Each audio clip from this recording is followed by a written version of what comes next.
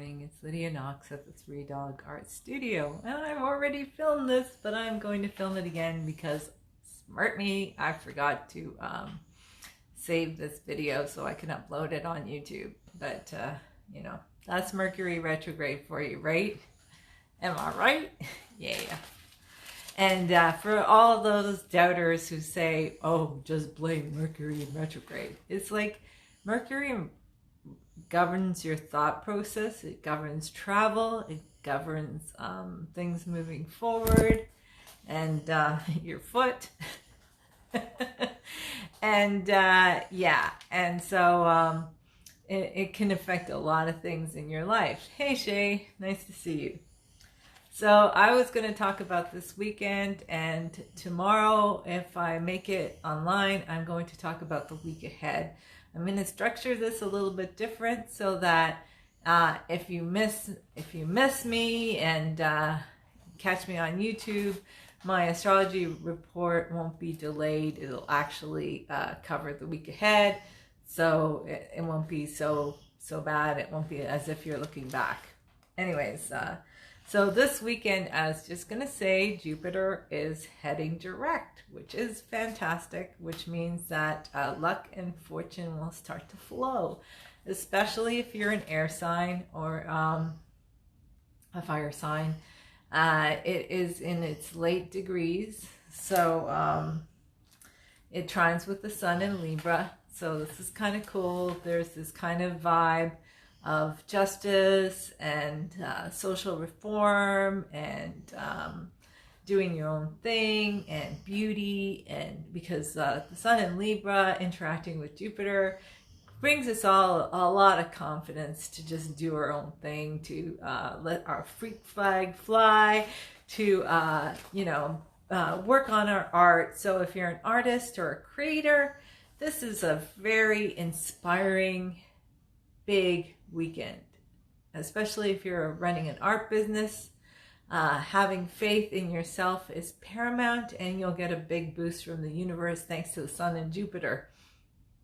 If you're struggling, repeating some kind of positive sayings to yourself, positive reinforcement to yourself, and making sure that negative voice doesn't chime out will help you a lot.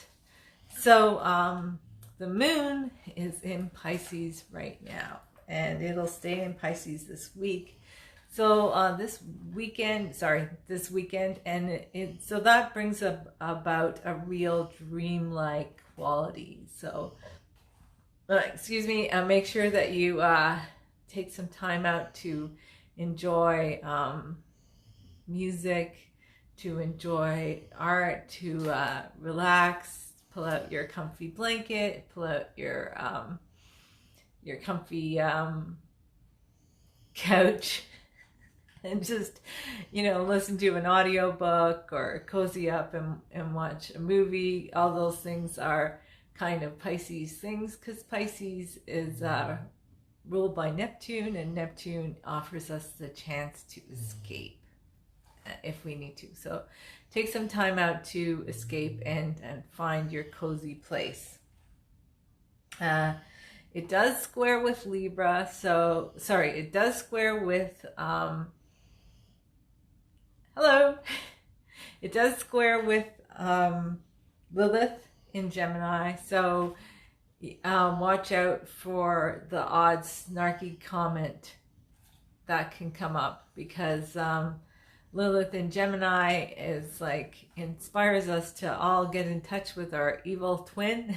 Even if you're not a Gemini, there's our shadow self, and Lilith in that sign kind of brings out the shadow a little bit more. And because it all square with the moon in Pisces, we might want to escape. We might want to not hear the truth, and Lilith in Gemini will blurt it out.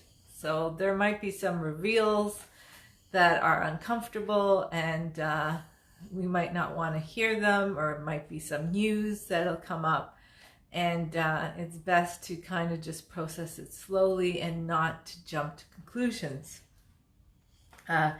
Also, Mercury retrograde in Libra is interacting with Lilith in Gemini. So there's a sense that, you know, accidents happen, that the wrong thing is said, that feelings could be hurt.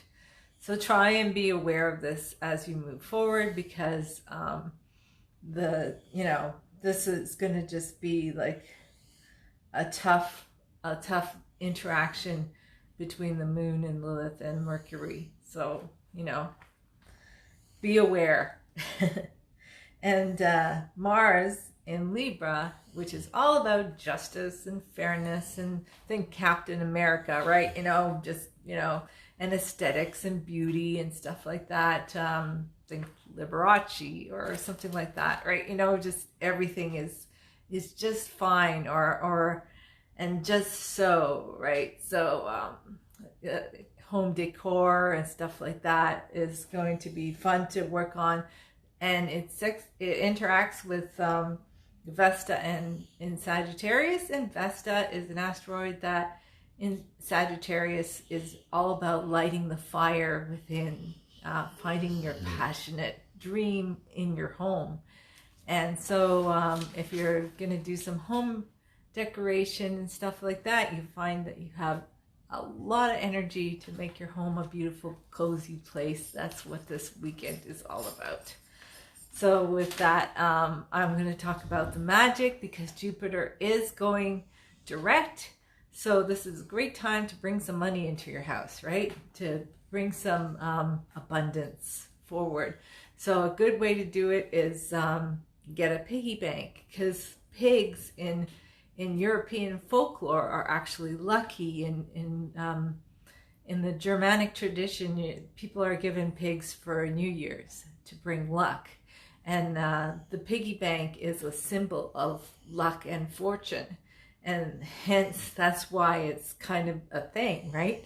And so buy yourself a piggy bank at a thrift store, or at, you know, a dollar store, or make one of your own, and fill it with coins, fill it with a magnet, and fill it with a metal spoon that sticks to the magnet. That will help you bring money forth into your life. And put this at your door, right? In the front door, so that that kind of money energy, money gathering energy can come into your house. So there's your magic spell for today. I'm just going to switch the camera and talk about my latest artwork. So this is the Morgan. I was working on her last month, and then I came to a point where I started overpainting her, and I was like, this isn't going to do. So sometimes I put my art away for a good month, and then just let it percolate and then come back to it. So the thing about this piece is that I did do some layers. Shay says she haunts her. That's awesome. Yeah, so I did do some layers in the grass. I kind of followed Robert Bateman's style for that. So I painted them at first, and then I glazed them with burnt umber, and then I used highlights with gold, yellow ochre, cadmium yellow, and cadmium orange. And I basically brought out some of the strands, and I decided I was going to use a bigger brush.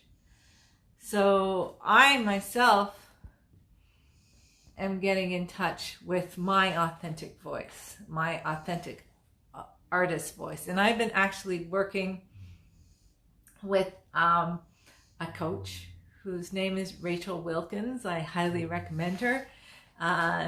She's all about finding your authentic voice in art. So, you know, there's certain things that you learn in art school, and what you don't learn in art school is how to market yourself, right? How to move forward, how to sell your art and stuff like that. And sometimes if you want to run your own creative business, you need that extra little bit of help from someone to kind of push you forward. And Rachel is a Taurus, and I have Venus and Mercury conjunct in Taurus in my chart. So astrologically, she's a perfect coach for me because she's like got that gentle nudge forward to kind of encourage me to find my authenticity and my authentic voice. And I've been like, you know, dabbling in realism and I wanted to see if I could do it because like the Baba Yaga behind me is more with a finer brush, but you know, push comes to shove, if I want to connect with my authentic artistic voice, I need a bigger brush. I need to have bolder brush strokes in my art, and that is my methodology moving forward. So Jupiter in Aquarius kind of is connects with my Mercury and Venus in Taurus. And the reason why I'm telling you this is that if you get your chart done by a professional astrologer, they will help you unravel these things. I do charts, I do readings, I do creative readings, I do illustrated charts as gifts. And yeah, if you want to book an appointment with me, just message me, DM me, and I'll get back in touch with you, and I can give you a reading, especially if you're feeling stuck during the Mercury retrograde. And otherwise, I have a whole bunch of clients that come to me for astrology readings from all over. So yeah, and especially creatives, because I get it. I know what to look for if you're a creative person and you want to find out what your astrology says about your creative business. So with that, I'm going to say stay creative, stay magical, and I'll see you guys later. Bye.